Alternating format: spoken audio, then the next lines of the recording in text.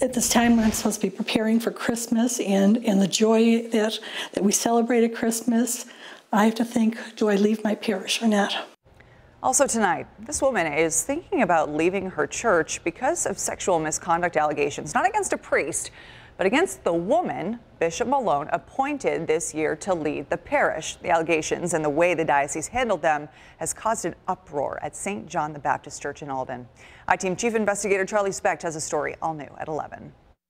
Kathy Wagner and Debbie Pirog have been parishioners at St. John the Baptist Church in Alden for decades. I love the parish.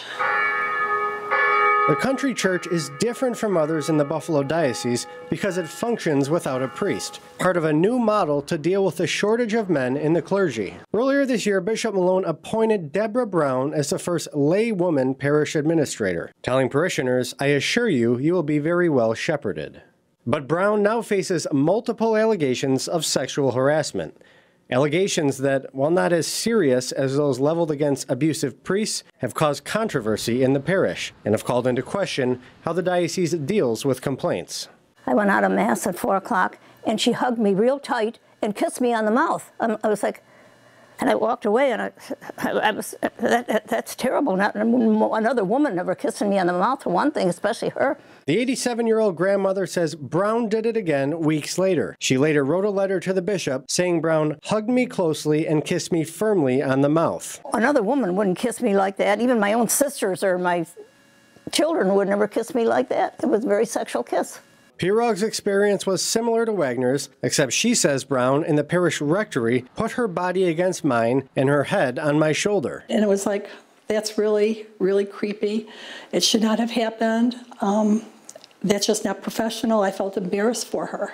Not long after Brown was assigned to lead the parish in February, Pirog said the same thing happened a second and then a third time. I was getting ready to read for a Sunday Mass, and she again came from behind me, put her body against mine in a way that was just wrong, and this was full body against my body in the back.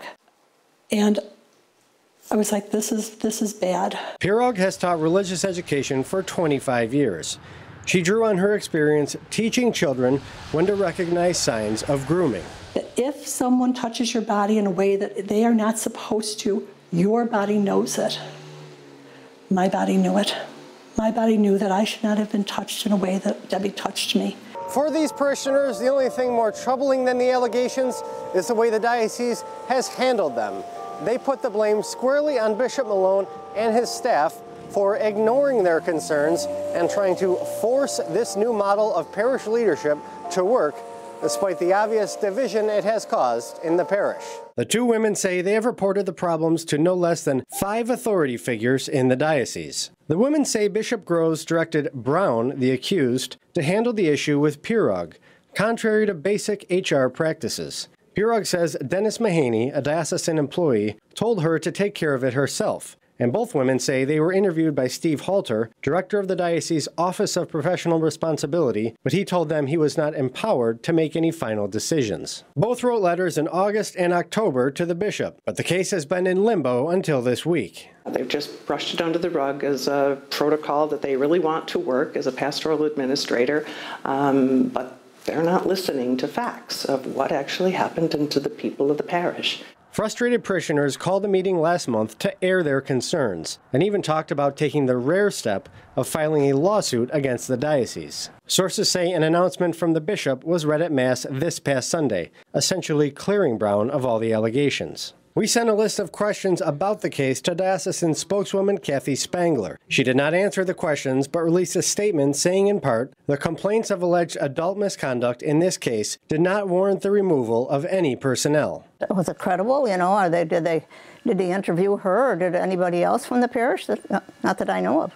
Pirog was motivated to come forward after hearing the bishop speak in August. All of God's children deserve the same protection from sexual harassment or contact, including adults. One of my favorite things to be called, and I tell this to a lot of people, is a child of God.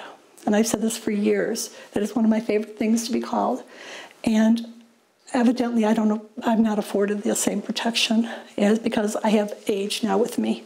I'm not 6 or not 10. She's wondering whether this Christmas will be her last at St. John's. I have a decision to make because evidently my bishop has made his decision by not really following through on what I brought forward to him.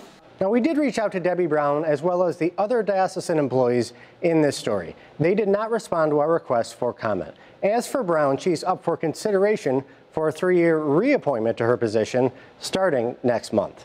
For the I-Team, Charlie Speck, 7 Eyewitness News.